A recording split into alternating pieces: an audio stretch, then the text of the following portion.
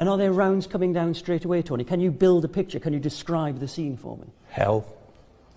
Absolutely horrendous. I think everybody on that hill was firing at me. That's what it felt like. I can't. The rounds, ammunition being fired was unbelievable. The tracer, they were putting up illumination shells that were making weird noises. I think it was from the cases that were falling. And bullets everywhere. You could see the peat all being, with the rounds hitting the peat, all struck, and it's all around you. Absolutely horrendous. Literally about 25, 30 feet in front of us, there's a big rock, and there's a gap between the rock on its own. Sheep track goes between that and the rock face, and an Argentinian soldier stands up, and he actually says, "Hey, hombre," and he just, from the hip, lets fly a full magazine. Bearing in mind, they've got automatic weapons, ours was single shot. The two lads in front split, take cover. The lad, unfortunately, in front of me was killed. He took quite a few rounds. I was diving for cover and I got hit. The round went through my side, through my left lung, hit the front ribs and bounced back out again through my back. I ended up rolling down into this open patch, and then the next thing I know, up in the rocks above, there's 2 or 3 Argentinians who then start shooting down into me. Classic ambush zone. I'm in the kill zone. Start return fire back at them, and then all of a sudden the blood comes pouring out my nose, out my mouth. My lungs collapsed. So I just then lay there, put my head in my hands, and think, "Hey ho, here we go." Like, you know, I had rounds landing between me. I had one go between my elbow and my head. And the next thing then, the 2 lads that I'd basically tabbed across the island with come out from cover, brought themselves into the kill zone, grabbed me and dragged me into cover. Saved your life. Yeah, definitely. On the 11th of June 1982, British troops in the Falklands were preparing surprise night attacks on a series of heavily defended mountains around Port Stanley.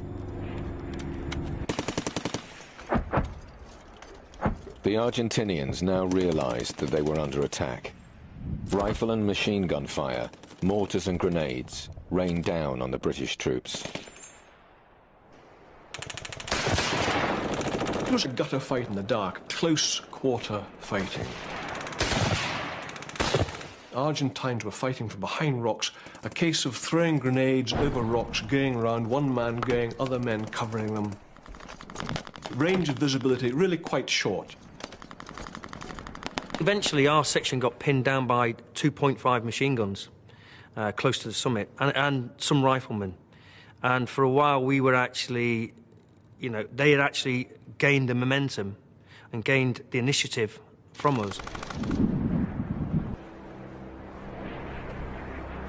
3 para should have swept over Longdon, but there was a nest of conscripts around a 50 caliber machine gun halfway along it who said, "Nah, you're not taking this hill just yet." And that's all it took. I mean, you can be as hard as nails and as well equipped as you like, but if you come against people who are prepared to stand their ground, you're going to lose men. The British were tired, cold and hungry. They now faced the most challenging battles of the war. It was pretty close, because guys were going down all around you. At one stage we were going, me and another colleague were going up, and next thing he just dropped. And he'd been shot right in the eye there with a 50 caliber machine gun. No chance, he was totally dead. The noise was incredible. The screaming of people giving orders being sort of overlaid by the screams of people who were hurt. The screams of people carrying out assaults and motivating themselves to go forward. And the noise was just tremendous. Everybody was firing. Everybody. It was at this stage that